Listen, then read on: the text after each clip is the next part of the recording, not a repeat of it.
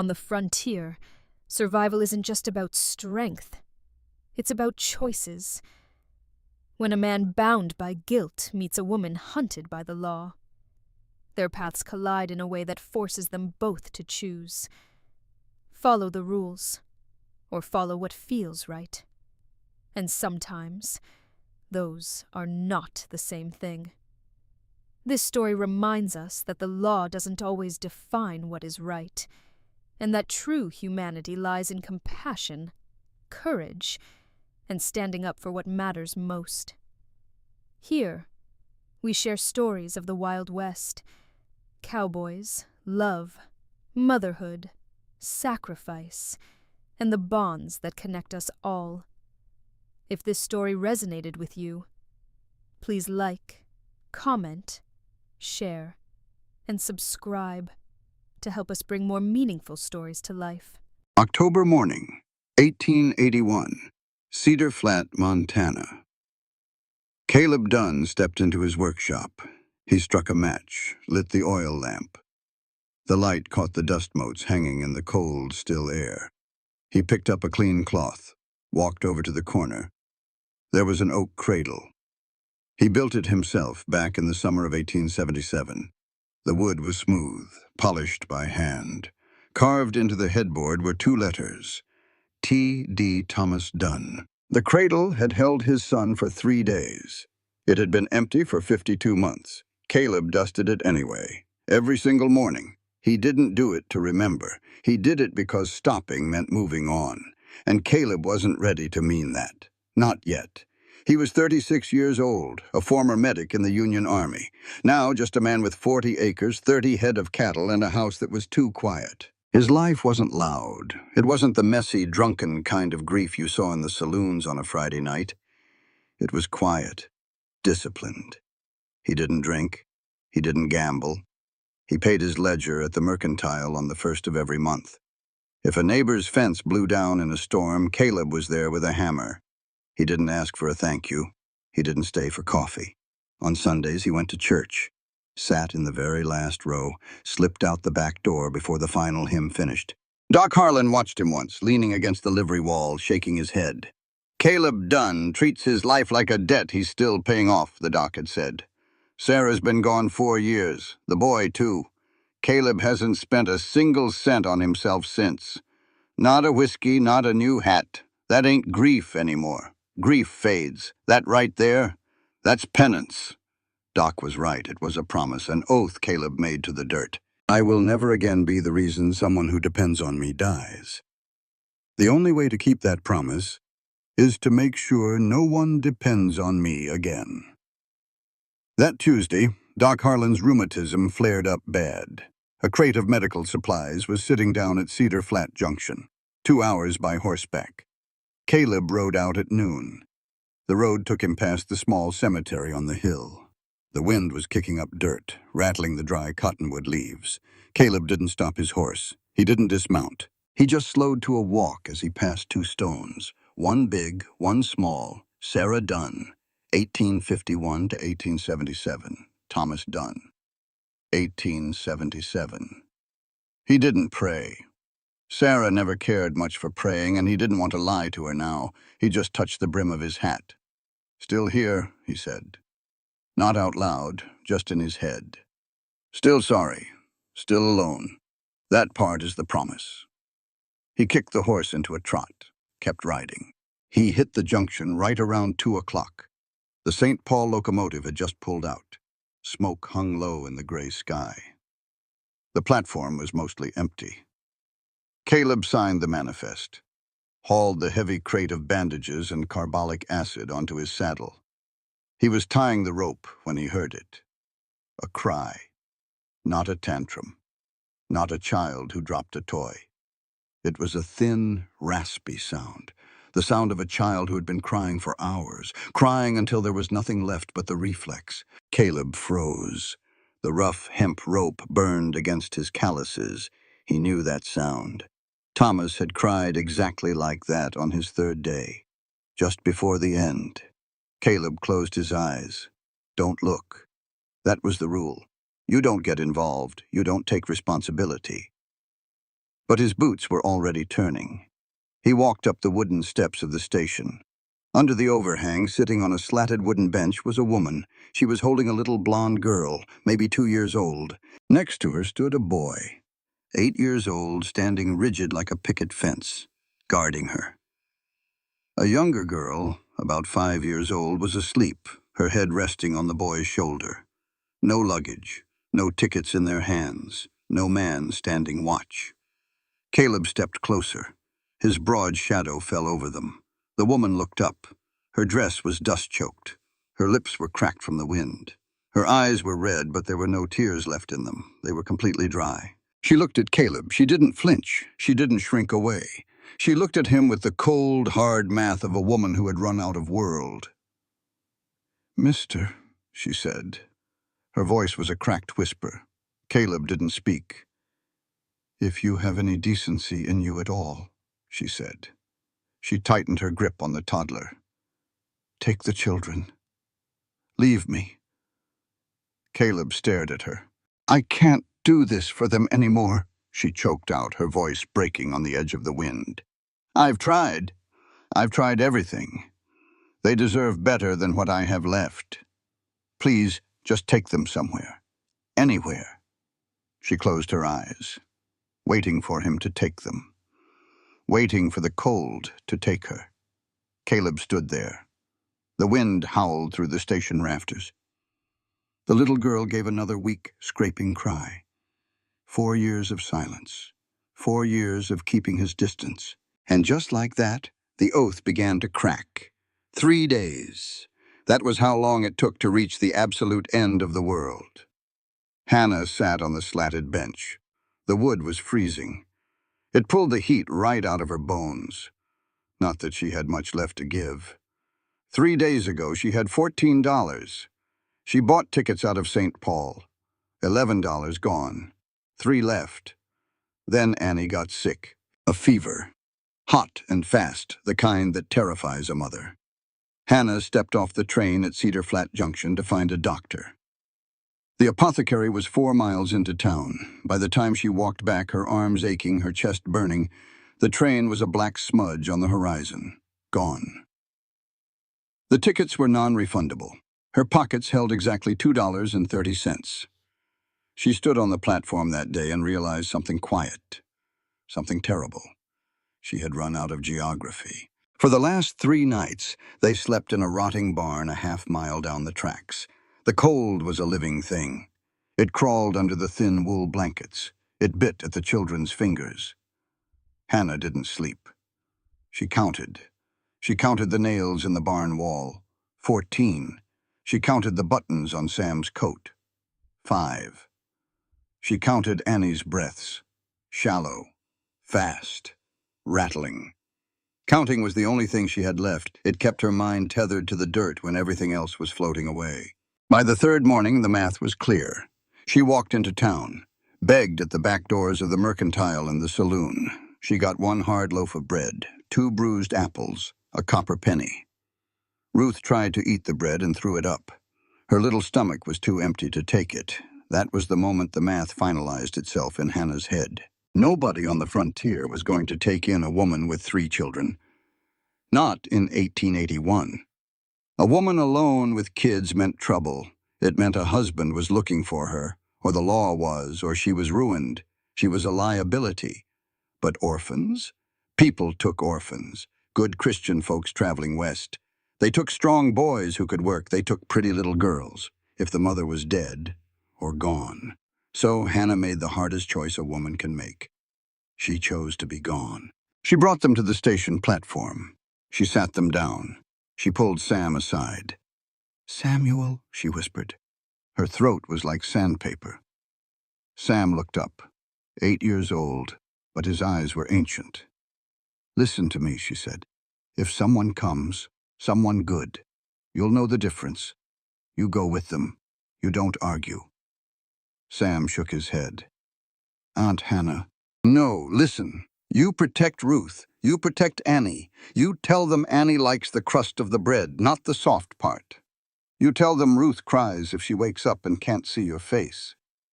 Sam's chin trembled. He didn't cry. He never cried. "You are the best boy I have ever known," Hannah said. She touched his cold cheek. "Your mother, your real mother. She would be so proud of you. I am so proud." Then the man walked up, tall, broad-shouldered, a face carved out of granite and old regrets. He smelled like saddle leather and pine. Hannah looked up at him. She didn't beg for her life. She begged for theirs. "Take the children. Leave me." And the tall man just stood there. He didn't walk away. He didn't call for the station master. He didn't look at her like she was trash in the gutter. He sat down on the bench opposite her. He rested his forearms on his knees. He looked at the children, then he looked at her. "Ma'am," his voice was deep, rough, like a saw on green wood. "I'm not going to take your children." Hannah felt the last string snap. "Then leave," she rasped. "I'm not going to leave either." Silence. The wind cut across the tracks. Hannah didn't understand the game. She braced herself. She knew how to sell them. The boy can read. The older girl is well behaved. The baby is sick, but she'll heal if you just... The man cut her off. "Which one is yours?" Hannah froze. Her breath hitched. For 2 months, across 5 state lines, no one had asked her that. Everyone just assumed. A woman with 3 kids. They had to be hers. She was too exhausted to lie. The truth just spilled out of her cracked lips. "The middle one, Ruth." She pointed a shaking finger. "The boy is Samuel. He's my sister Martha's son. She died of consumption a 1.5 years ago, St. Paul." The man didn't blink. He just listened. "The baby," Hannah swallowed hard. "Annie. I found her in a derailed train car outside Fargo 6 months ago. Her mother was dead in the seat next to her. I waited. Nobody came for her." She looked down at her hands. Filthy, calloused. "I have been their mother for different amounts of time," she whispered. "But I have been their mother." The tall man sat still for a long moment. He looked at Sam, standing tall. He looked at Ruth, sleeping. He looked at Annie, shivering. Then he did something Hannah didn't expect. He stood up. He unbuttoned his heavy wool coat. He didn't offer it to Hannah. He stepped over and draped it completely over little Annie and Ruth. The residual heat from his body washed over them like a wave. Hannah stared. "My name is Caleb Dunn," the man said. "I have a ranch. 2 hours from here. I have food. I have room. I have a neighbor in town who knows herbs for that fever." He looked down at Hannah. His eyes were completely steady. "I am not offering to take your children. I am offering to take all 4 of you." Hannah couldn't breathe. "For as long as it takes for you to get on your feet," he continued. "No conditions. No debts owed. You want to leave in a week? You leave. You want to leave tomorrow? You leave. But tonight, those children are not sleeping in a barn. And neither are you." Hannah looked at him. Her mind spun. Men didn't do this. Men wanted something. Men took. Or men turned a blind eye. They didn't just open a door to nowhere. She gathered the last scrap of her dignity. "Why?" she asked. Caleb Dunn looked out toward the empty tracks. His jaw tightened. "Because I heard your baby crying," he said softly. "And I knew that cry. And I am not going to hear it again from a barn tonight." He looked back at her. "That's the only reason I've got, ma'am. You'll have to decide if it's enough." It wasn't about trust. She had no trust left. But she had a sick baby. Hannah stood up. Her legs shook. "It's enough," she said. The wagon ride took 2 hours. Caleb rented a buckboard from the livery at the junction, paid $1 silver. He drove. The woman and the children sat in the back, huddled under his coat and 2 extra wool blankets he bought from the mercantile. Nobody spoke. The iron wheels ground against the frozen dirt road. The wind pushed at their backs. Caleb kept his eyes forward, but he could feel them back there. The weight of them. The sheer, impossible presence of 4 living, breathing people in his orbit. He shouldn't have done it. He knew it. His chest felt tight. 4 years of careful, deliberate emptiness. Ruined. In the space of 5 minutes on a train platform. About an hour in, the road curved up a low rise. The graveyard. Caleb didn't stop. But as the wagon rolled past the iron-wrought fence, he let his head dip, just an inch, just for a second. Sorry, Sarah. I didn't mean to. He didn't think anyone noticed. But in the back of the wagon, Sam sat up straight. The boy's dark eyes followed Caleb's gaze. He looked at the 2 headstones on the hill. Then he looked at Caleb's bowed head. Sam didn't say a word, but he filed it away. They reached the ranch just as the sun dipped below the tree line. The sky bruised purple and black. The house was 2 stories, built of sturdy pine. Caleb pulled the wagon up to the porch, tied the team to the rail, and stepped down. He opened the front door. "Inside," he said. Hannah carried the baby. Sam led Ruth by the hand. They stepped into the parlor. It was warm. The stove still had coals glowing from the morning. The floors were swept clean. It didn't look like a bachelor's shack. It looked like a home waiting for someone to arrive. Caleb walked past them. He opened a door off the main hallway. "This room," he said. Hannah stepped to the doorway. It was a good-sized room. A large bed in the corner, a wash basin, a braided rug on the floor. The dust was thick on the dresser. The bed had no sheets, just a bare mattress ticking. Nobody had slept in here, maybe ever. "This was meant for children," Caleb said. His voice was flat, emotionless. "It's been empty a long time. I'll bring blankets. The outhouse is 50 feet north out the back door. I'll heat some water." He turned and walked toward the kitchen. Hannah stepped into the room. She laid Annie on the bare mattress. Sam and Ruth stood by the wall, quiet as mice. Hannah walked to the window to pull the shutter. She stopped. There, on the wooden windowsill, was a piece of ribbon, faded blue. Silk. The kind you tie in a baby's hair. It wasn't dropped by accident. It was placed there, carefully, deliberately, covered in 4 years of dust. Hannah didn't touch it. She looked at the ribbon. Then she looked toward the empty hallway, meant for children. She understood right then that Caleb Dunn was a man carrying a ghost. An hour later, they sat at the heavy oak table in the kitchen. Caleb had cooked. Potatoes boiled soft. Salt pork. Cornbread cooked in a cast-iron skillet. Goat's milk for the children. He set 3 plates down for the kids. Then he stopped. He stood there by the stove, holding 2 more plates. He looked at Hannah. He looked at the empty chair at the head of the table. He hadn't eaten a meal with another human being in his own house since 1877. He almost put the plates down and walked out. He almost retreated to his workshop. But Hannah stood up. She walked over, gently took 1 plate from his hands, and walked back to her seat. Caleb took a breath. He sat down at the head of the table. They ate in silence for 5 minutes. The sound of silverware on tin, the fire popping in the stove. Then Ruth put her fork down. She was 5. She didn't know about ghosts or grief or the unwritten rules of silence. She looked at Caleb. "Do you have a wife?" she asked. Hannah dropped her spoon. It clattered loud. "Ruth, hush." "It's all right," Caleb said. He stopped chewing. He laid his hands flat on the table. He looked at the little girl. "I did," he said evenly. "She died." Ruth absorbed this. "Did she make bread?" Caleb felt a strange tightening in his throat. "She did." "Was it good bread?" Caleb looked past Ruth toward the dark window. "It was very good bread." Ruth nodded, satisfied. She picked up her fork and went back to her potatoes. Hannah looked at Caleb across the table. Her eyes were wide, apologetic. But Caleb just picked up his fork. His hand was shaking, just a little.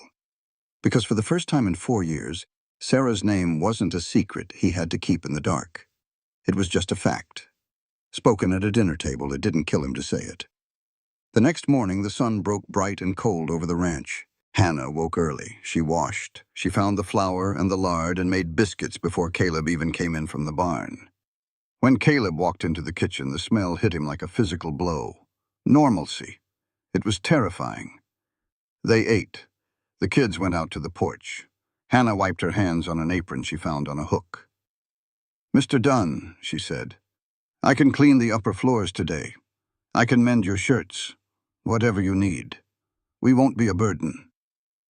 Caleb poured a cup of black coffee. He walked over to a high shelf. He pulled down a small leather-bound ledger book. He brought it to the table. He opened to a fresh page. He dipped a pen in the inkwell. At the top of the page, he wrote, "Hannah Finch." Then he reached into his pocket. He pulled out 3 silver-dollar coins. He set them on the table. They clinked loud against the wood. Hannah stared at the money. "What is that?" "Wages," Caleb said. "No, we are eating your food. We are sleeping in your home. I won't take charity, Mr. Dunn."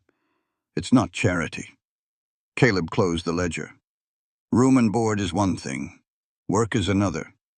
You cook, you clean, you tend the small stock. That's labor.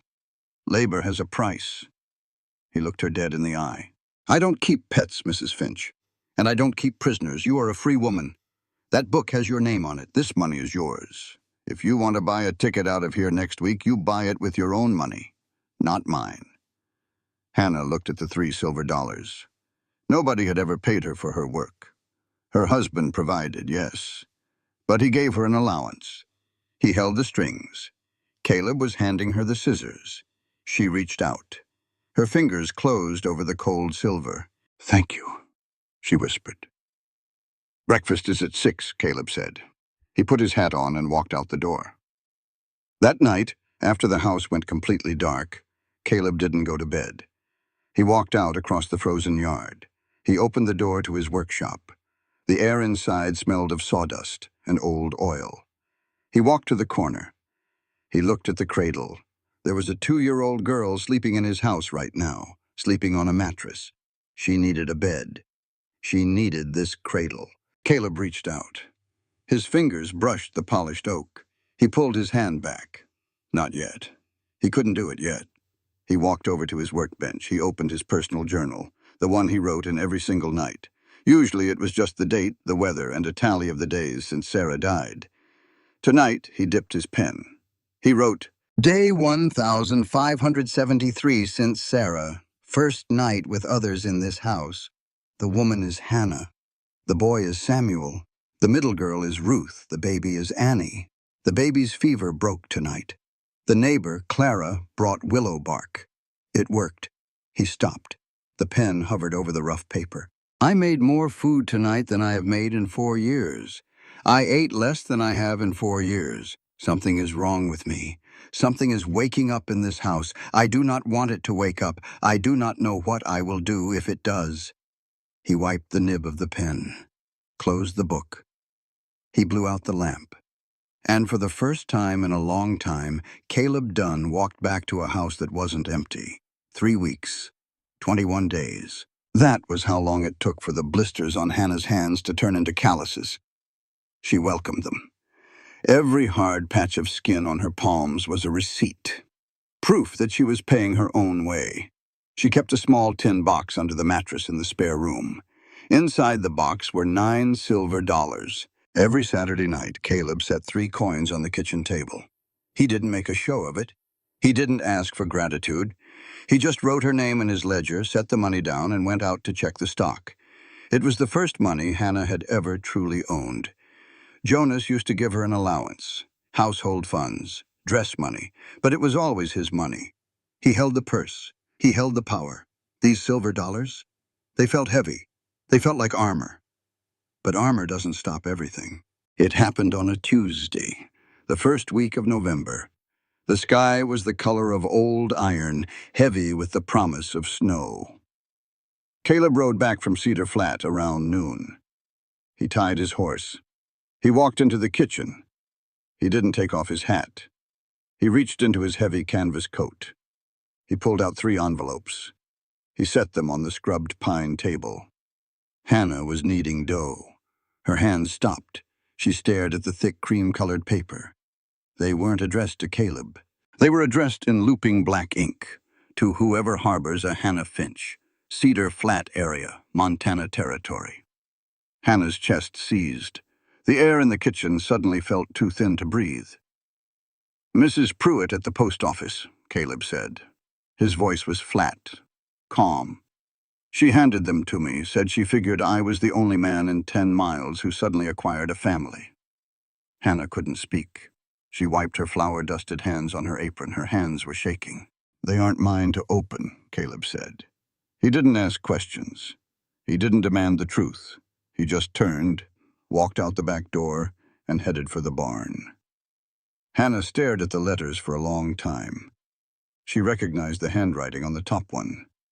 Archibald Crane, a lawyer in St. Paul. The second one was from a man named Edgar Walsh. The return address said he was a private investigator. The third was from Jonas. She didn't open them. She didn't need to. She knew exactly what they said. "Come back. Bring Ruth. The law is on my side." She pushed the dough aside. She covered it with a damp cloth. She waited until nightfall. The children were asleep. The house was dead quiet. Just the wind rattling the window panes. Hannah stood in front of the cast-iron stove in the kitchen. She opened the heavy metal door. The embers glowed angry and red. She held the letters in her hand. She dropped the lawyer's letter in first. The paper curled, smoked, then caught fire. She dropped the detective's letter next. She held Jonas's letter the longest. She traced the ink with her thumb. Then she tossed it into the flames. "You're burning something." Hannah jumped. Caleb was standing in the doorway. He was in his shirt sleeves, holding a tin cup. He must have come in from the yard for water. Hannah closed the stove door. The iron clanked loud in the quiet room. She didn't lie. She was done lying. "Mr. Dunn," she said. "Ma'am." "My husband is alive." Caleb stopped walking. He didn't drop his cup. He didn't yell. He just stood there, waiting. "His name is Jonas Finch," Hannah said. The words tasted like ash. "We were married in Philadelphia 9 years ago. He is looking for me. He hired a detective, and he has the law on his side. He has the absolute legal right to demand I return home with Ruth." She gripped the edge of the stove. It was hot, but she needed something to hold on to. "Ruth is his daughter. The others are not. But Ruth is his." Caleb set his cup down on the counter, slowly. He turned and looked at her. "Why are you telling me this now?" "Because you have been kind," Hannah said. Her voice cracked. "And kindness deserves the truth. I have $9 saved. I can pack the children tonight. We will leave at first light. We can make it to Helena. You won't be involved. You won't be in trouble with the law." Caleb crossed his arms. "Why did you run, Mrs. Finch?" Hannah looked at the floor. "He isn't a violent man," she whispered. "I need you to understand that. He never struck me. He doesn't drink. He provided for us. By every rule this country has, he was a good husband." She looked up. Her eyes met Caleb's. 2 years ago, he joined a church, a new community, splintered off from the main faith down in the Dakotas. They believe a man must take multiple wives to reach heaven. Caleb's jaw tightened. He didn't speak. "A year ago, he told me he had chosen a second wife," Hannah continued, "a 17-year-old girl named Prudence. He told me I would be the first wife. It was an honor. I would be the head of the household of women." She let out a bitter, broken laugh. "I said no. He told me I didn't have the right to say no. He told me God had spoken. He said if I wanted to leave, I could leave, but Ruth would stay, because the law says a father owns his child." Hannah stepped away from the stove. She walked toward Caleb. "So I took them. I took Sam, who belongs to nobody. I took Annie, who I found in the dirt. And I took Ruth, who I have no legal right to take. And I ran." She stopped a few feet from him. "I am not a fugitive from a cruel man, Mr. Dunn. I am a fugitive from a righteous one. And that is much, much worse, because the law sides with righteous men." She waited for it. She waited for him to point to the door, to tell her to pack her bags, to protect his quiet, safe life. Instead, Caleb picked up his cup. He filled it from the water pump. He took a drink. "The law is often wrong," Caleb said. The law doesn't care if it's wrong, Hannah shot back. It only cares if it's enforced. Take the children, Caleb, keep them here. Tell the sheriff you found them abandoned. Let me run. Jonas only wants me and Ruth. If I disappear— Stop! Caleb's voice wasn't loud, but it cracked like a whip. Hannah froze. Caleb walked over to her. He stood tall, a solid wall of a man. Look at me, he said. Hannah looked up. The employment contract is not up, Caleb said. You work for me. You earn a wage. You have a ledger with your name on it. You are a free woman in this house. Hannah's breath hitched. I don't harbor fugitives, Caleb said softly. I employ a ranch manager. If your husband comes to Cedar Flat, he doesn't find a runaway wife. He finds a working woman, and he has to go through me to get to her. Tears pricked Hannah's eyes. She fought them back. She was so tired of crying. Why? She whispered. Why do you care? Caleb looked at her for a long time. The shadows from the stove flickered across his face. He looked older than 36 in that light. Because a man doesn't get to hand a woman a wage and then tell her she's worthless, he said. You aren't a piece of property to be reclaimed, Hannah. Go to sleep. Let him come. He walked out of the kitchen. Hannah stood there. She listened to his boots on the stairs. She didn't pack her bags. She walked back to her room. She pulled the tin box from under the mattress. She counted her 9 silver dollars. For the first time in her life, she didn't count them to see how far she could run. She counted them to see how firmly she could stand her ground. November brought the hard freeze. The mud in the yard turned to gray stone. The water in the trough had to be broken with an axe handle every morning. Caleb liked the cold. It made things simple. It made things sharp. He didn't like the noise. Or at least, he told himself he didn't like it. Sam was 8. He attached himself to Jesse, Caleb's 19-year-old ranch hand. Sam followed Jesse like a shadow, learning to tie a halter, learning to muck a stall. He was quiet, but he was always there. Ruth was 5. She was loud. She argued with the chickens. She argued with the barn cat. Sometimes she argued with Caleb. You put too much salt in the stew, Mr. Dunn, she told him one night. Did I? Caleb asked. Yes, my mother makes it better. I'm sure she does. And then there was Annie, 2 years old, a tiny blonde ghost who rarely made a sound. She clung to Hannah's skirts like a burr. She didn't speak. She just watched. Caleb kept his distance. He paid Hannah her wages. He chopped the wood. He bought the flour. But he didn't play with the children. He didn't hold them. He couldn't. Every time he looked at Annie, he saw a cradle. Every time he looked at Sam, he saw a boy growing up, a boy he didn't get to watch grow. Keep the oath. That was the rule. Provide, protect. But do not love. Love is a liability. Love is the thing that kills you when you aren't looking. It happened on a Thursday afternoon. Caleb was in his workshop. He was oiling a leather harness. The smell of neat's foot oil filled the small shed. Outside, Hannah was stacking firewood on the porch. The sharp thwack of wood hitting wood echoed across the frozen yard. Annie was sitting on the blanket near the porch playing with a carved wooden block. Then the wind picked up. A gust blew a piece of loose paper across the yard. Annie stood up. She chased the paper. She chased it right through the open double doors of the main barn. Caleb didn't see her go in. He only heard Hannah scream. It wasn't a yell. It was a visceral, blood-curdling shriek, the kind of sound a mother makes when the world is ending. Caleb dropped the harness. He sprinted. His boots hit the frozen dirt hard. He cleared the distance from the workshop to the barn in 10 seconds. He skidded through the doors. The barn was dim. Dust swirled in the shafts of cold sunlight. In the center aisle, untethered, stood Ranger. Ranger was a Belgian draft horse, 2,000 pounds of muscle and iron-shod hooves. He was a former artillery horse. He didn't spook easily, but when he did, he was lethal. Annie was standing directly behind Ranger's left hind leg. She was reaching down to pick up the paper. Ranger's ears pinned back flat against his skull. The horse shifted his weight. The massive hindquarter muscles tensed. He was preparing to kick. A kick from a horse that size wouldn't just hurt a 2-year-old. It would snap her in half. Hannah reached the barn door. She lunged forward. "Stop!" Caleb barked. He didn't yell it. He threw the word like a physical wall. Hannah hit the dirt, freezing in place. If she ran at the horse, Ranger would fire. Caleb's military training took over. Ice in the veins, slow the breathing. He didn't run. He walked. He stepped into the aisle.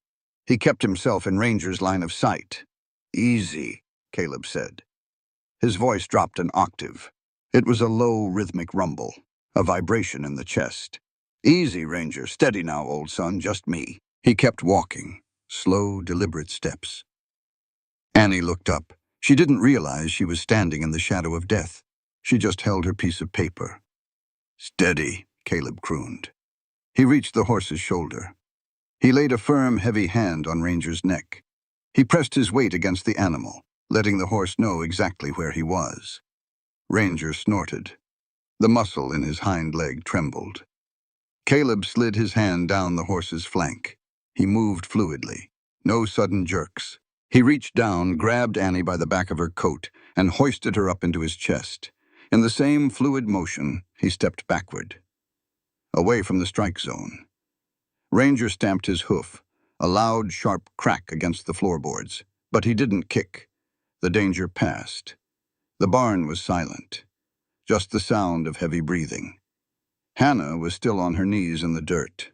Her hands covered her mouth. She was shaking so violently her teeth rattled. Caleb held Annie tight against his chest. His heart was hammering against his ribs like a trapped bird. He looked down at the little girl. She wasn't crying. She smelled like cold air and wood smoke. She looked up at him with wide blue eyes. She dropped her piece of paper. She reached her little hands up. She grabbed the collar of Caleb's coat.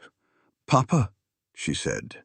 Caleb stopped breathing. It wasn't a mistake. It wasn't a babble. It was a clear, deliberate word, spoken to the man who just pulled her out of the dark. "Papa," Annie repeated. She laid her head against his shoulder. She buried her cold nose into his neck. She sighed. Safe. Caleb stood paralyzed in the center of the barn. He looked at Hannah. Hannah lowered her hands. She opened her mouth. She was going to correct the child. She was going to say, "No, Annie, that's Mr. Dunn." She didn't. She looked at Caleb's face, and she saw a man shattering. Not breaking. Shattering. Like a frozen lake when the spring thaw finally hits. Caleb didn't say a word. He turned. He walked out of the barn. He carried Annie all the way to the porch. He sat down in the wooden rocking chair. He held her. He didn't let go. He sat there for an hour. The wind howled. The temperature dropped. He just wrapped his coat around her and rocked. Hannah didn't come near him. She went inside. She started dinner. She gave him the grace of distance. That night, after the children were asleep, Caleb walked out to his workshop. He closed the door. He didn't light the lamp. He stood in the dark. And then, for the first time in 4 years, Caleb Dunn wept. It wasn't a quiet, dignified cry. It was a tearing, ugly, gasping sob. It ripped its way out of his throat. He leaned his forehead against his workbench and let it tear him apart. He cried for Sarah, dying alone in the cold. He cried for Thomas, too small, too frail. He cried for the 4 years he spent punishing himself for a failure he couldn't control. And he cried for the little blonde girl who called him Papa, a title he had sworn he would never ever claim again. He wept until his chest ached, until there was nothing left. When it was over, he wiped his face with the back of his rough hand. He walked over to the corner of the shed. He bent down. He picked up the oak cradle. It was heavy, solid, built to last. Caleb carried it out of the shed. He walked across the frozen yard. The stars were bright and cold above him. He opened the front door of the house. He walked down the hall. He pushed open the door to Hannah's room. Hannah was sitting up in bed, reading a worn Bible by the light of a single candle. She looked up when he walked in. Caleb didn't speak. He walked over to the corner of the room. He set the cradle down. He looked at Annie, asleep on the edge of the large bed. He turned and looked at Hannah. "Put her in it," Caleb said. His voice was thick, raw. "She shouldn't be sleeping on the edge. She might fall." Hannah looked at the cradle. She saw the initials. TD. She understood exactly what it cost him to carry that piece of wood across the yard. She didn't thank him. She didn't make a speech. She just nodded. "I will," she said softly. Caleb turned. He walked to the door. He stopped in the frame. The oath was broken. And he didn't regret it. Not for a single second. "Good night, Hannah," he said. It was the first time he used her given name. December hit Cedar Flat like a hammer. The snow came down thick. It buried the fences. It swallowed the roads. It made the world small and white and quiet, but it couldn't bury everything. But Clara Pemberton brought the news. She drove her sleigh out to the ranch on a Tuesday morning, brought a tin of molasses cookies for the children, and a warning for Hannah. "There's a man in town," Clara said. She stood in the kitchen. Her cheeks were red from the cold. She didn't look at Caleb. She looked straight at Hannah. Tall, thin, gray in his beard, wears a bowler hat and spectacles. "He's staying at the hotel, paying in gold coin." Clara lowered her voice. "He was asking Mrs. Pruitt about a woman with 3 children. Said he was a detective. Name of Edgar Walsh." Hannah felt the blood drain from her face. She set her dish towel down. Her hands went numb. "He was here. Jonas hadn't come himself. He sent a hound, a professional, a man who didn't care about right or wrong, only about the contract he signed." Caleb leaned against the doorframe. He crossed his arms. "He hasn't come out here yet," Caleb said. "He doesn't know you're at this ranch specifically. He's fishing, shaking the bushes to see what runs." "He'll find out," Hannah whispered. "Cedar Flat is too small. Someone will talk." "Then we hide you," Caleb said. His voice was steady, practical. "You and the kids go back with Clara. Stay at her place. I'll ride into town. I'll deal with Mr. Walsh." Hannah looked at Caleb. A month ago, she would have said yes. She would have hid in a cellar. She would have let a man fight her battle. But a month ago, she didn't have a ledger with her name in it. She didn't have blisters on her hands from chopping her own kindling. She wasn't a piece of property anymore. "No," Hannah said. Caleb frowned. "Hannah, if he sees the kids—" "I'm not taking the children," she said, "but I'm not hiding. If I hide, I'm a fugitive. If I run, I'm guilty. I won't do it. I'm going into town. I'm going to talk to him." Caleb stared at her. He saw the shift, the steel in her spine. He didn't argue. He just nodded. "I'll hitch the wagon." The hotel lobby smelled of stale cigar smoke and wet wool. Caleb stayed outside. He stood across the street, leaning against the mercantile wall, watching the hotel door. He let her do this alone. It was her fight, but he was there if the fight turned ugly. Hannah walked up the stairs. Room number 4. She knocked. The door opened. Edgar Walsh looked exactly how Clara described. Neat, cold, calculating. He didn't look surprised to see her. "Mrs. Finch," he said. He stepped aside. "Come in." Hannah didn't cross the threshold. She stood in the hallway. "Mr. Walsh," she said. Her voice didn't shake. "You were looking for me. Here I am." Walsh adjusted his spectacles. He studied her. He took in the flower on her apron string, the rough redness of her hands, the steady set of her jaw. "Jonas Finch has filed in St. Paul," Walsh said. He kept his voice conversational, like he was discussing the weather. "The judge issued a temporary decree. You are to return Ruth. Samuel and the baby are not his legal concern, but Ruth is. I have the papers. They aren't strictly binding in Montana territory, but Jonas is prepared to travel to Helena to make them binding." Hannah looked right at him.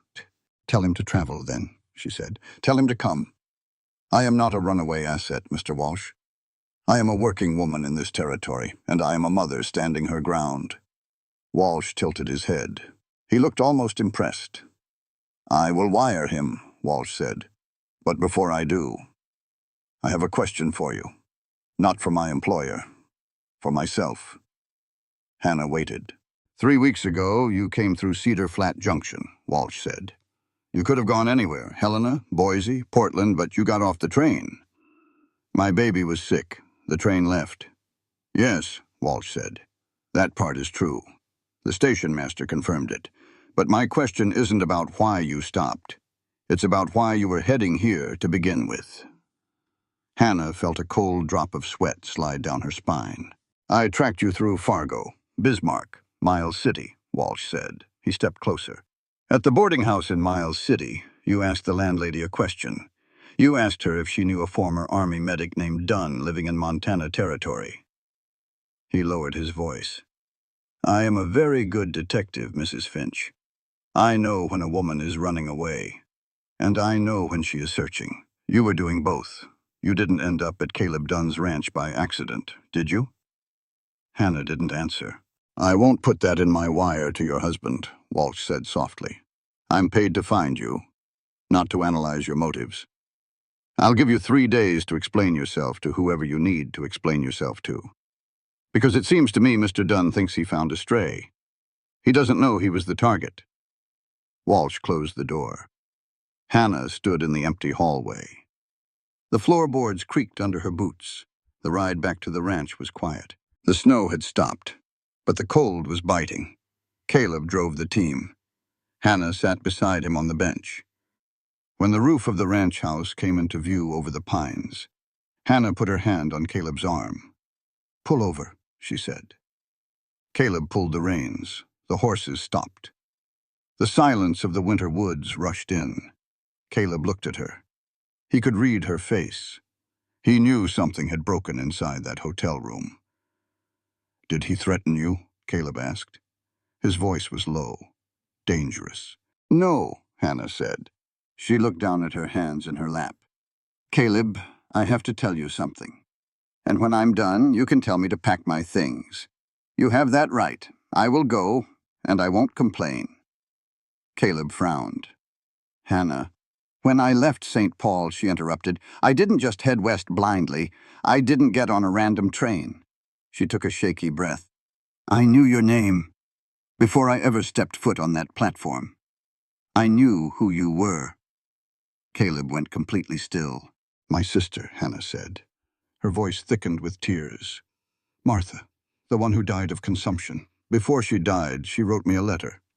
She told me about a medic in the charity hospital in Minneapolis, a man who stayed with her in her final days, a man who bought her medicine with his own pay when she couldn't afford it. Caleb stared at her. His eyes widened slightly. His name was Caleb Dunn, Hannah whispered. She told me you had lost your wife and your little boy. She told me you moved to Montana to disappear. She said you were the best man she had ever met. The wind blew a dusting of snow off the pine branches. It fell on Caleb's shoulders. He didn't brush it off. When I ran from Jonas, Hannah continued, the tears finally spilled over. I had nowhere to go. I had no money. I had 3 children, and I remembered Martha's letter. I came looking for you, Caleb. She looked at him, waiting for the anger, waiting for the betrayal. I didn't know how to ask for help, she sobbed. I thought I could find work near you, show you I wasn't a burden, make you see us, the train leaving. Annie getting sick, that wasn't planned, that was God. But my direction, that was me. I targeted you. I lied to you by not telling you. She covered her face with her hands. I'm sorry. I'm so sorry. I just needed my children to live. Silence, a long, heavy silence. Then Caleb reached out.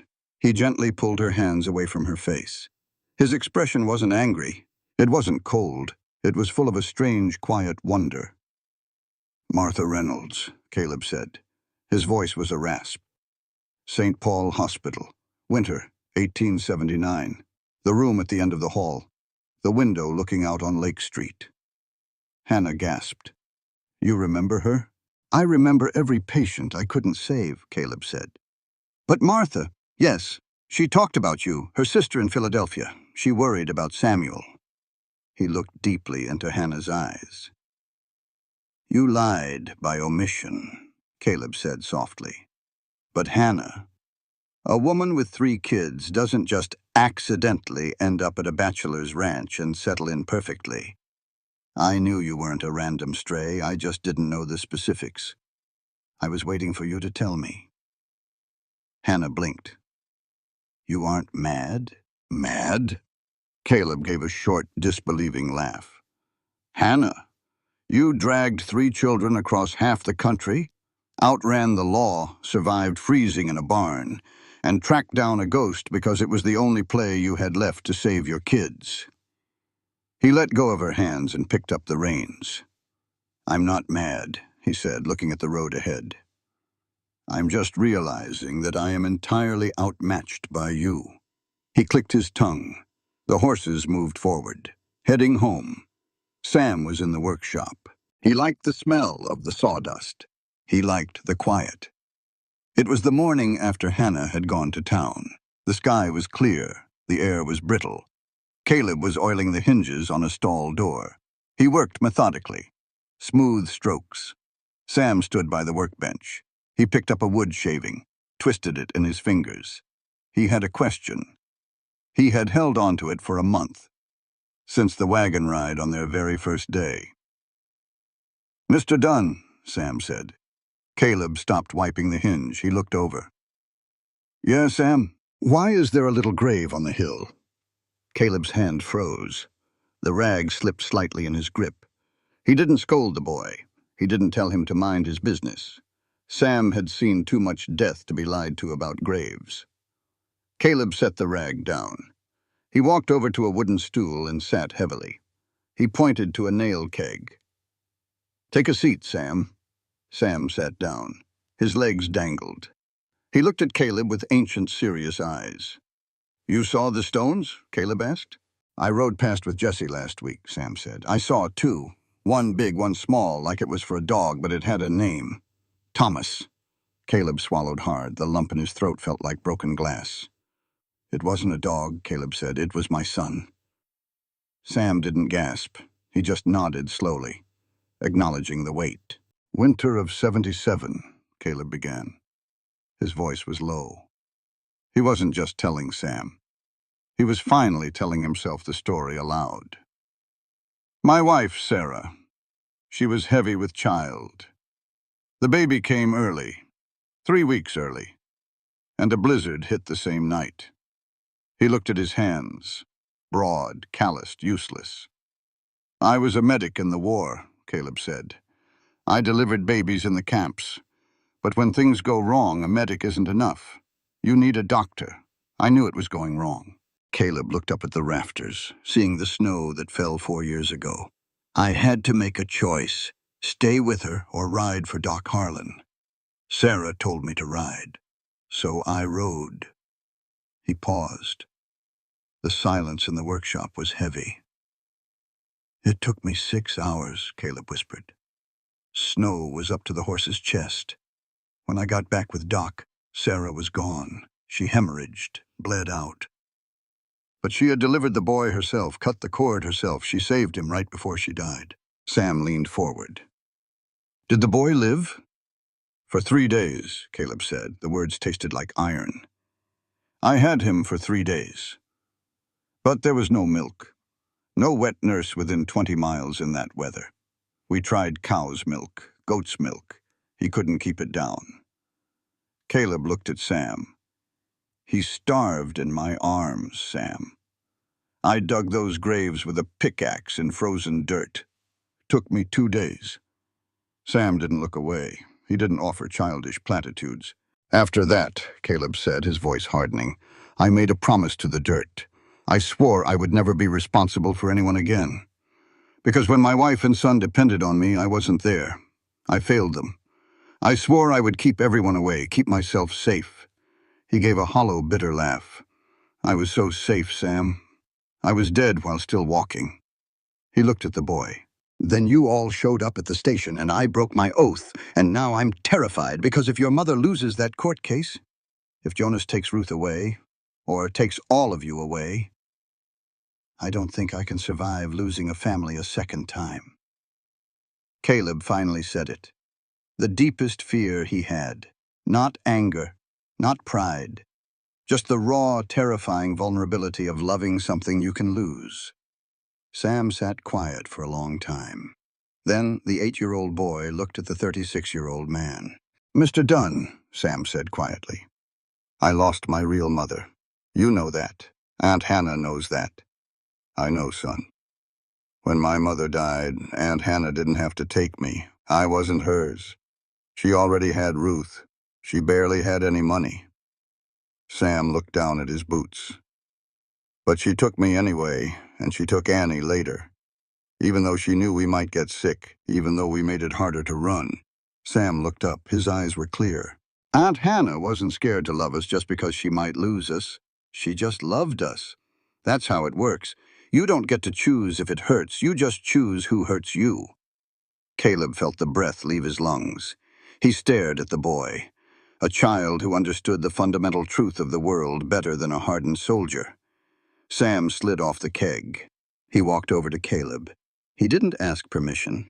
He just wrapped his skinny arms around Caleb's waist and hugged him. Caleb hesitated. Then his large arms came around the boy. He pulled Sam tight against his chest. He buried his face in the boy's hair. You can call me Uncle Caleb, if you want, Caleb murmured. Okay, Uncle Caleb, Sam said into his coat. I don't have an uncle. I think I'd like one. Unbeknownst to both of them, Hannah was standing in the doorway of the workshop. She had come to call them for lunch. She stood in the shadows. She heard the whole thing. She covered her mouth with her hand, tears streaming silently down her face. She turned and walked back to the house before they saw her. That evening, after supper, Caleb went to his bedroom. He opened the bottom drawer of his dresser. Beneath his folded winter flannels, there was a small cedar box. He opened it. Inside was a single folded piece of paper.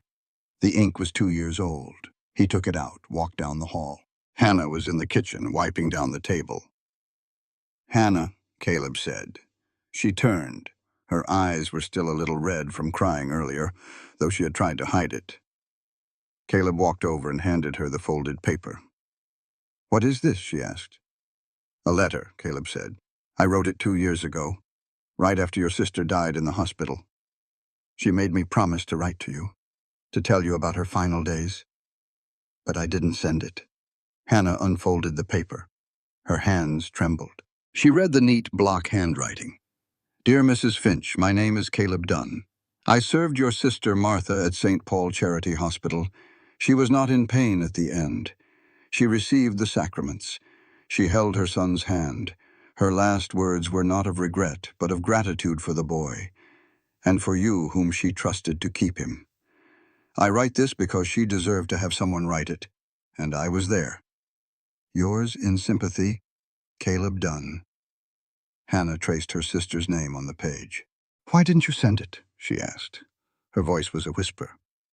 I thought I didn't have the right, Caleb said. He looked at the floor. I was just a stranger. I didn't want to intrude on your grief.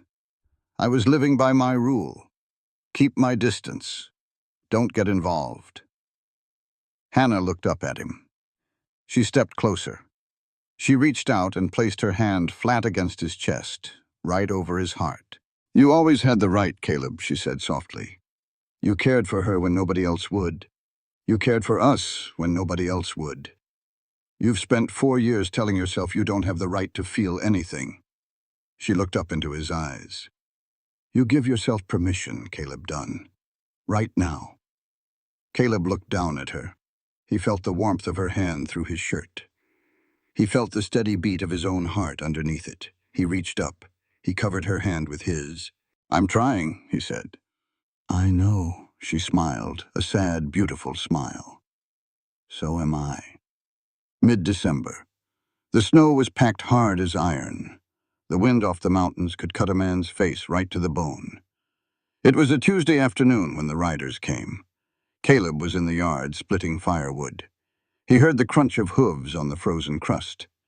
He buried the axe head into the chopping block. He turned. 2 men. One was Sheriff Matthew Boone, riding his roan gelding, looking tired, looking like a man who hated the errand he was on. The other man rode a rented bay. He wore a heavy tailored wool coat, a fine beaver felt hat.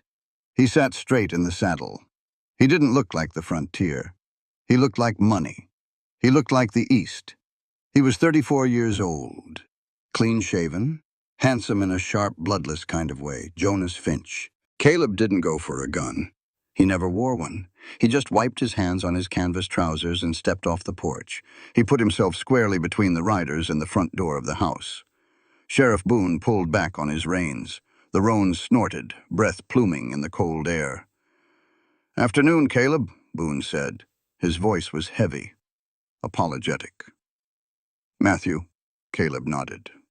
He kept his eyes on the stranger. "I don't want to be here, Caleb," the sheriff said. He pulled a folded piece of heavy paper from his coat pocket. "But I don't have a choice in the matter. I've got a court order, signed by Judge Parsons over in Helena.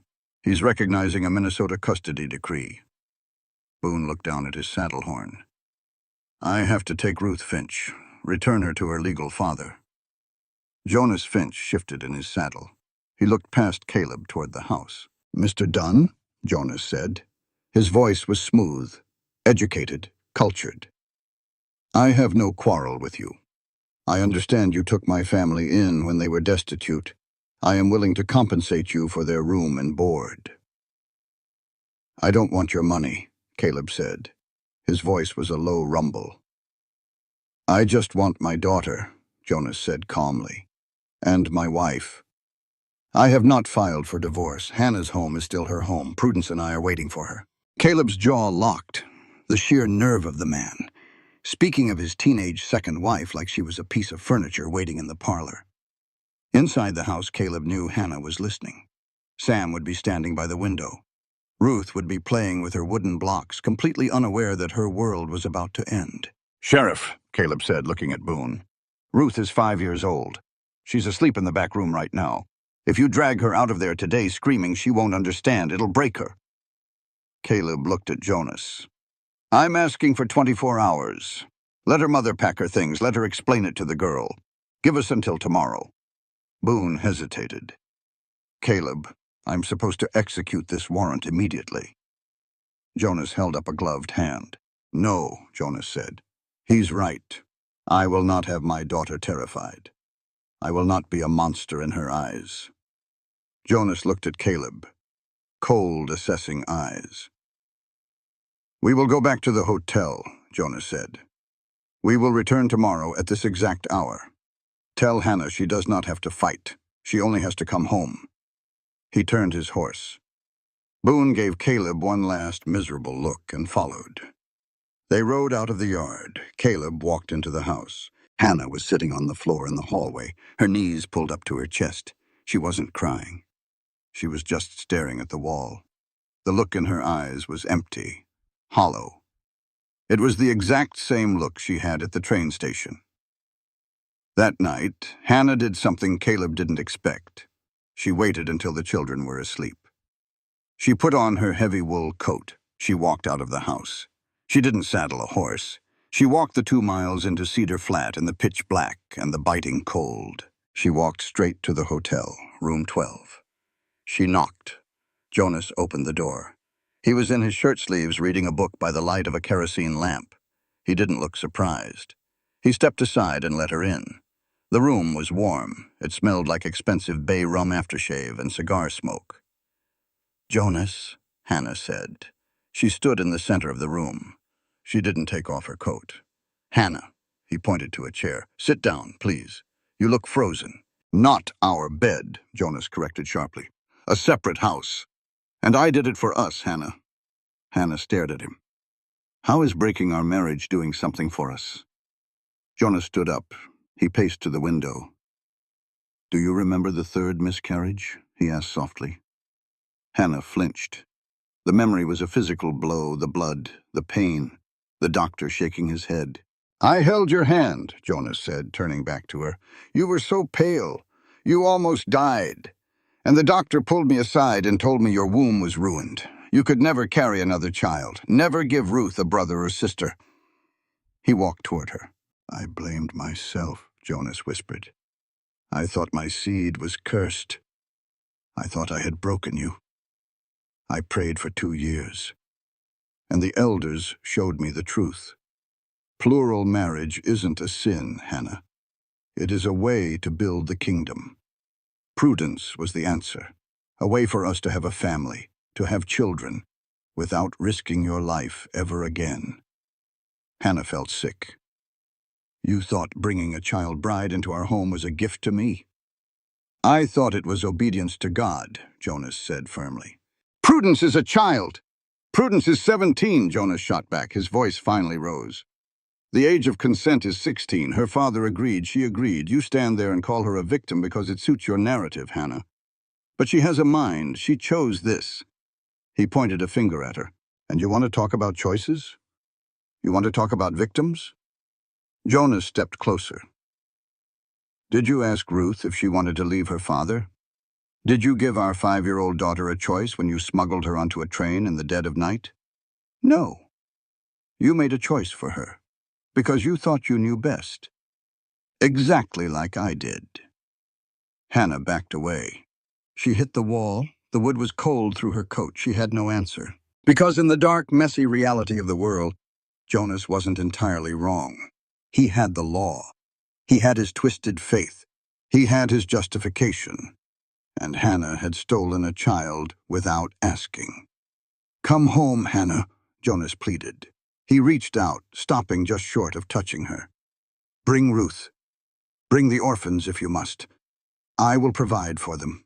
Just come back. I can't, Hannah whispered.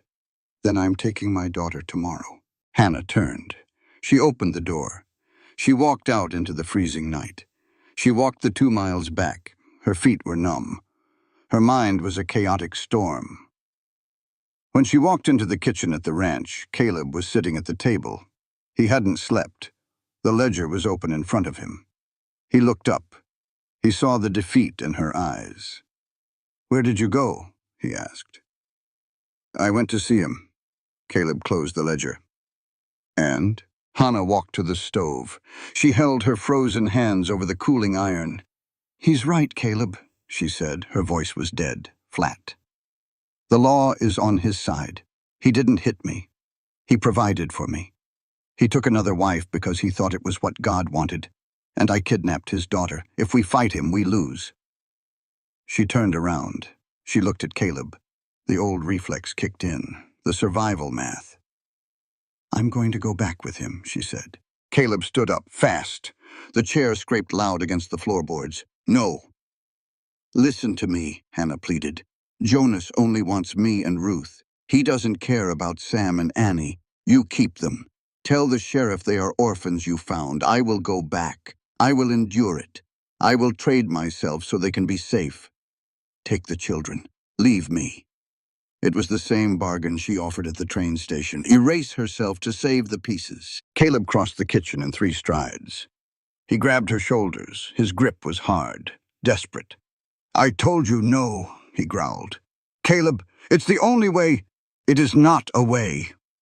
Caleb shook her slightly. Look at me, Hannah. What does that teach your daughter? You go back to a house where you are a second-class citizen. You let a man dictate your worth. You let Ruth grow up thinking a woman's humanity is something you can trade away for peace. I am protecting them, she cried. You are destroying yourself, Caleb yelled. The sound echoed in the quiet house. Caleb took a deep breath. He let go of her shoulders.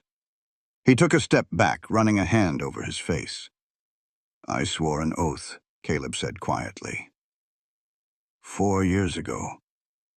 Never to be responsible for anyone. You know why I broke it? Hannah shook her head, tears spilling down her cheeks. Because I looked at you on that platform, Caleb said, and I saw a woman who was willing to die in the snow so her kids could live. I saw a woman who thought she was worthless, and I realized a woman like that is the only person on this earth worth fighting for. He pointed a finger at the floor. You do not surrender. You do not trade yourself.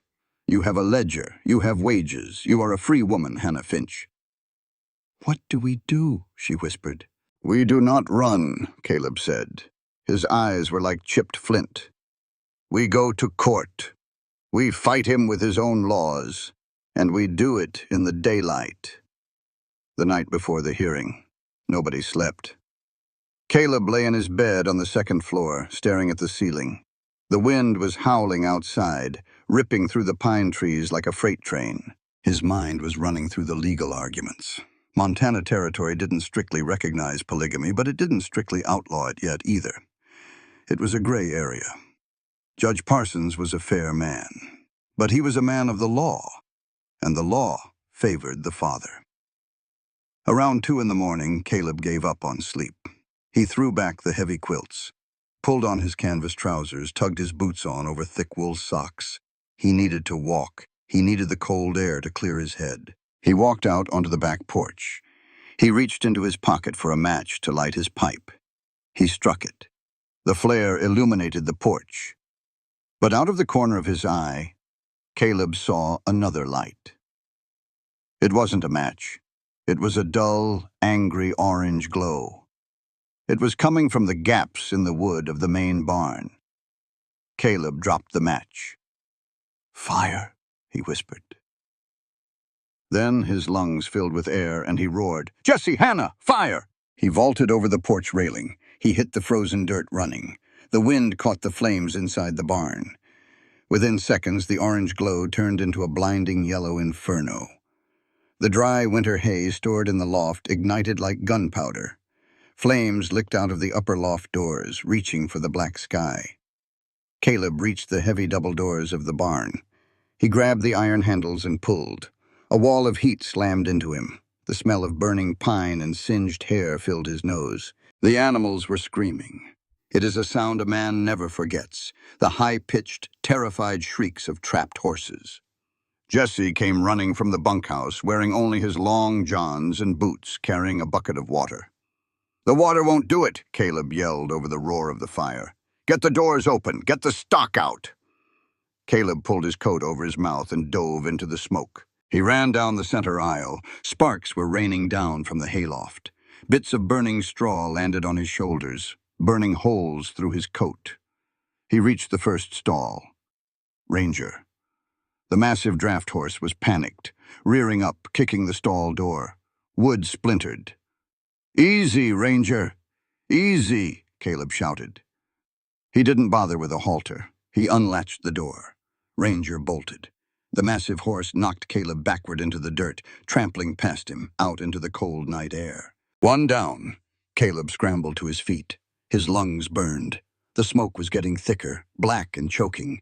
Jesse was on the other side, throwing open the stalls for the 2 saddle horses. They bolted out. "The cows!" Jesse screamed. At the back of the barn were 2 dairy cows. Caleb ran toward them. The roof above him groaned. The main crossbeam was on fire. He reached the cows. He fumbled with the leather ties. The heat was searing his eyebrows. He slapped the cows hard on the rump.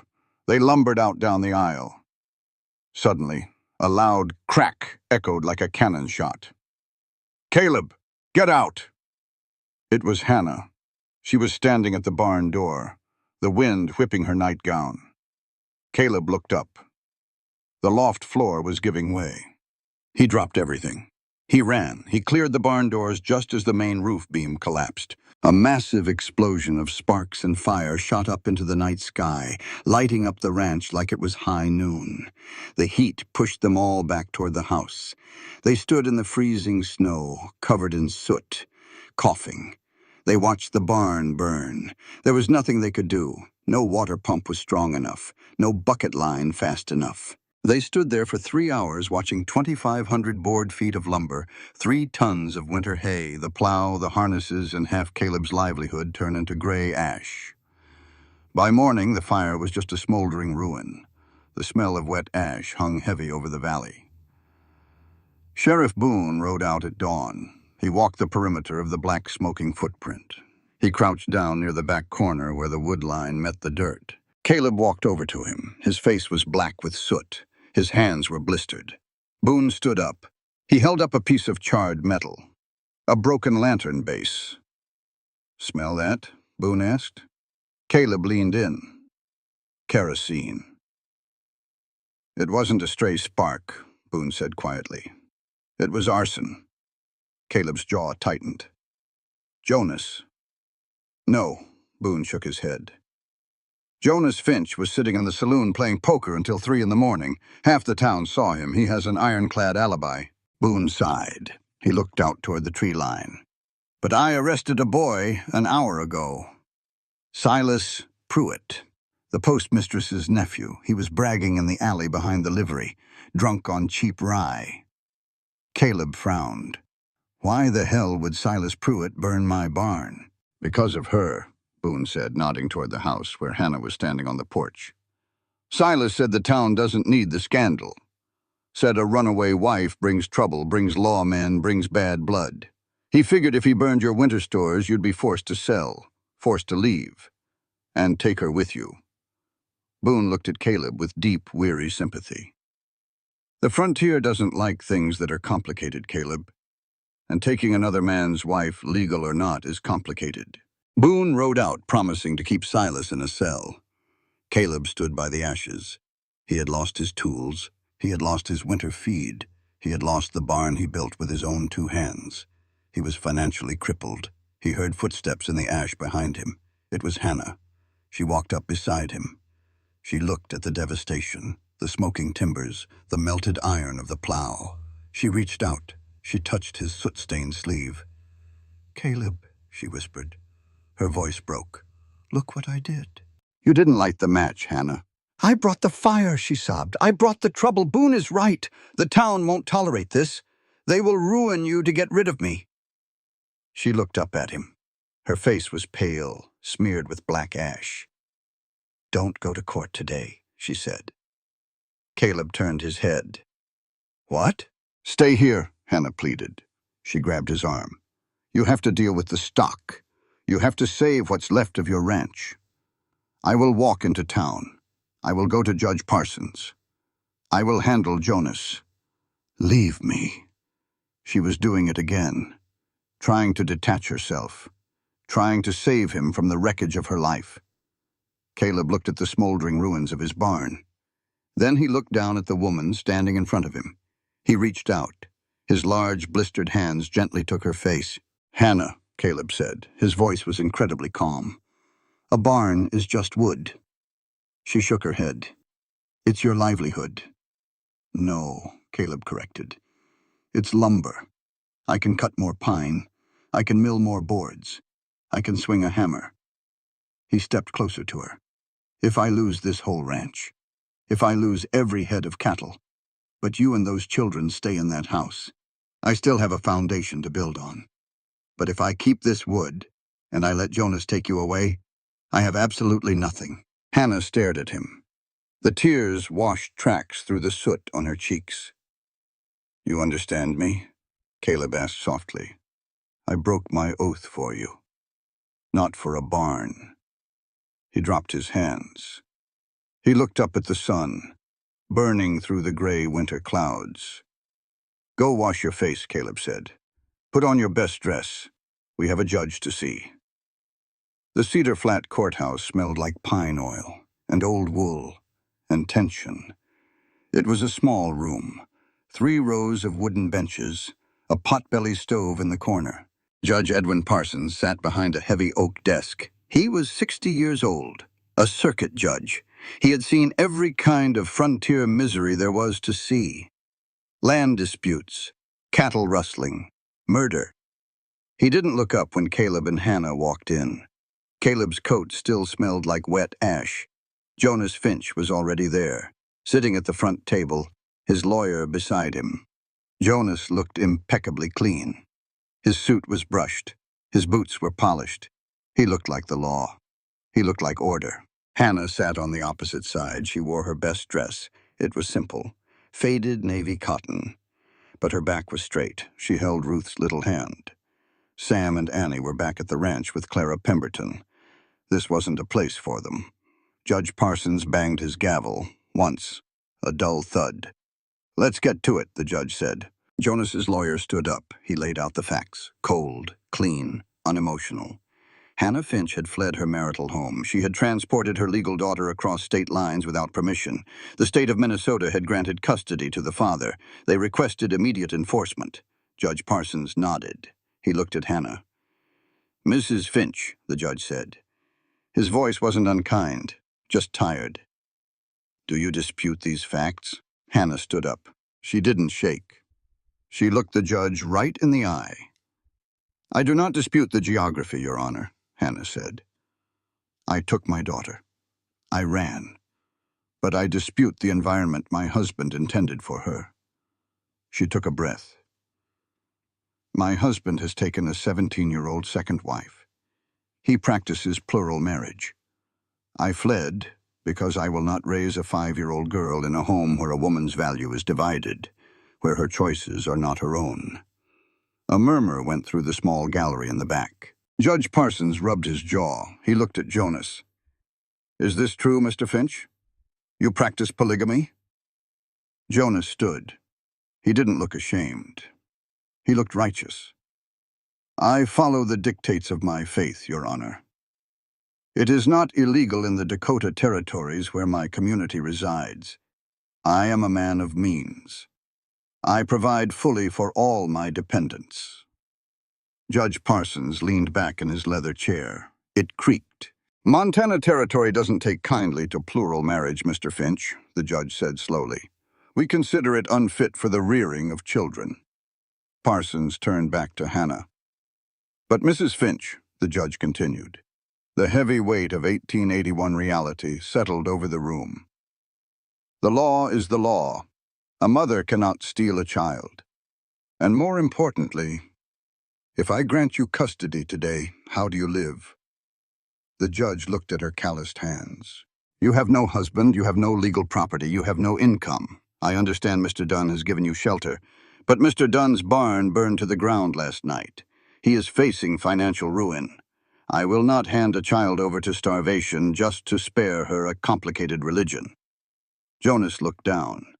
A small, victorious exhale escaped his lips. Hannah opened her mouth. She didn't know what to say. The math was catching up to her again.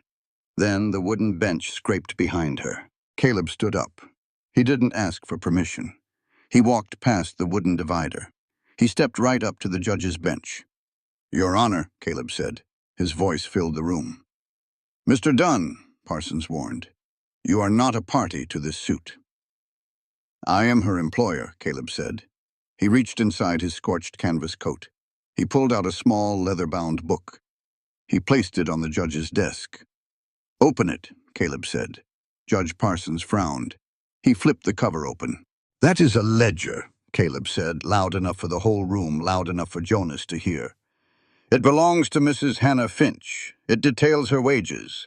Since the day she arrived at my ranch, she has been a paid employee. She manages the books. She manages the small stock." Caleb pointed a calloused finger at the page. "She has $24 to her name, Your Honor, earned by her own hands. I didn't lose my ranch last night. I lost a barn. I have cash reserves in the bank in Helena. Mrs. Finch is not a charity case. She is not a dependent. She is a financially independent woman who pays her own board and raises her own kids." The courtroom went dead silent. Jonas Finch stared at Caleb. He didn't understand. A man paying his own wife a wage? It didn't compute in his world. Judge Parsons looked at the ledger. He looked at the neat columns of numbers. He looked at the name Hannah Finch written at the top. He closed the book. He handed it back to Caleb. "Well," Judge Parsons said softly, "I'll be damned." The judge picked up his pen. "I find the environment of Mr. Finch's home unsuitable for a female child," Parsons dictated. "I find Mrs. Finch to be a capable employed resident of this territory." He looked at Jonas. "Custody remains with the mother, provided she files for formal divorce within 30 days. Mr. Finch, you will be granted visitation twice a year, neutral territory, and you will receive a letter every month regarding her welfare." The gavel hit the block. "Dismissed." Hannah collapsed back onto the bench. She buried her face in Ruth's neck. She finally wept. Jonas stood completely still. The law had failed him. His righteousness hadn't been enough. He packed his briefcase. He turned to walk down the aisle. "Jonas." Hannah stood up. She wiped her face. She stepped into the aisle, blocking his path. "You told me Prudence chose this," Hannah said. Her voice was steady. "Maybe she did. I don't know her mind." Jonas didn't meet her eyes. But I want you to know this, Hannah continued. If there ever comes a day, 5 years from now, 10 years from now, if she decides she made the wrong choice, if she needs a place to run, Hannah stood tall. You tell her my door is open. I won't judge her. I will just take her in. Jonas looked up. He saw the woman he married. But she was entirely different. She was forged in fire now. He gave a single slow nod. He put his hat on. He walked out the door. It wasn't a fairy tale. There was no magical sunset where all the problems vanished. They won the court case. But life collected its debts. 6 months later, in the spring of 1882, Caleb and Hannah were married in the small church in Cedar Flat. Doc Harlan stood up for Caleb, Clara Pemberton stood for Hannah. But half the pews were empty. The town didn't forget. Silas Pruitt went to jail for arson, but his aunt, the postmistress, never spoke to Caleb again. A lot of folks didn't like it. A divorced woman, a man harboring her, it rubbed their puritanical sensibilities raw. They lost their standing in the community. They became an island. They lost 30% of the herd that winter. Caleb couldn't afford enough feed to replace what the fire took. They had to slaughter early. They scraped by on beans and tough meat for 4 months. Ruth lost her innocence. She was only 5, but she knew. She knew her father lived far away. She knew another woman lived with him. She learned too early that adults are complicated, flawed creatures who break things they love. And Caleb lost his ghosts. He stopped going to the cemetery every day. He went once a month, then once a season. It felt like a betrayal at first, leaving Sarah and Thomas behind. But Hannah told him once, sitting on the porch while the sun went down, "We don't replace them, Caleb. We just make the table bigger." He learned to live with the quiet ache. He learned that loving someone new didn't mean he forgot the old. They lost things, real heavy things, but they kept each other. 1919. The house was quiet. Caleb Dunn lay in the bed he had built 40 years ago. He was 74 years old. His hands were gnarled with arthritis. His breath was shallow. The window was open. The smell of the Montana spring drifted in, pine needles, thawing mud. Hannah sat in the chair beside the bed. Her hair was snow-white. She was holding his hand. Ruth stood by the window. She was a school teacher now up in Bozeman. She had visited Jonas when he died of pneumonia 3 years prior. She hadn't forgiven him, but she had made her peace with him. Sam was a veterinarian over in Helena. He couldn't make it in time for the snows, but he had sent a wire. Annie lived in Oregon, married to a good man. 4 kids. In the corner of the room, sitting under the window, was the old oak cradle. It had held Annie. Then it held Jonathan, Caleb, and Hannah's firstborn. Then Margaret. The initials TD were worn smooth, touched by dozens of little hands over the decades. Caleb turned his head. He looked at Hannah. "You know," he whispered. His voice was a rasp, just like the day they met. Hannah leaned in. "I know what, old man? People always said we were brave." Caleb smiled, a weak, crooked smile. "Taking on all that trouble, fighting the law, rebuilding the barn." He squeezed her hand. His grip was weak, but the intent was fierce. "I wasn't brave," he said. "You were," Hannah said softly. "No." Caleb closed his eyes. "That day at the station, you told me to take the children, leave you." Hannah smiled sadly. "I was exhausted." "You were erasing yourself," Caleb corrected. "You thought you were a broken thing, a burden. But I looked at you, and I knew. A woman who would disappear into the snow so her kids could get warm." He opened his eyes. They were still that sharp, clear blue. "That's the only kind of person worth breaking an oath for." He looked toward the ceiling, listening to the wind. "I swore I'd never be responsible for a soul again," Caleb whispered. He let out a long, quiet breath. "Best promise I ever broke." He closed his eyes. The room was peaceful. Caleb Dunn went to sleep in the daylight, surrounded by the family he chose, and he didn't regret a single day of the 40 years it took to get there. This story reminds us that even the most broken hearts can find a reason to beat again, and that sometimes healing begins the moment we choose to care despite the pain. If you were moved by this journey, welcome to a channel where we tell stories of the Wild West. Stories of cowboys, love on the frontier, motherhood, compassion, and the quiet strength between people. If this story touched you, don't forget to like, comment, share, and subscribe to support more stories like this. This work is a creation of the author's imagination, designed to entertain and provoke thought. Any resemblance to real persons, places, or events is purely accidental. The author assumes no responsibility for interpretations that connect fictional elements to real-world entities. And so, in the quiet aftermath of fire, loss, and the weight of impossible choices, what remains is not just a story about survival, but a story about what it truly means to be human. Because out on the frontier, where the law can be cold and the land even colder, it is not rules that save people. It is not strength alone. It is the quiet, stubborn decision to care, even when caring hurts. Caleb Dunn believed that love was a liability, that to love again was to risk losing everything again. And in many ways, he was right. Love does make us vulnerable. It opens doors to pain we cannot control. But what this story shows us, what it gently insists, is that a life without love is not safety. It is emptiness. Caleb was not living. He was enduring.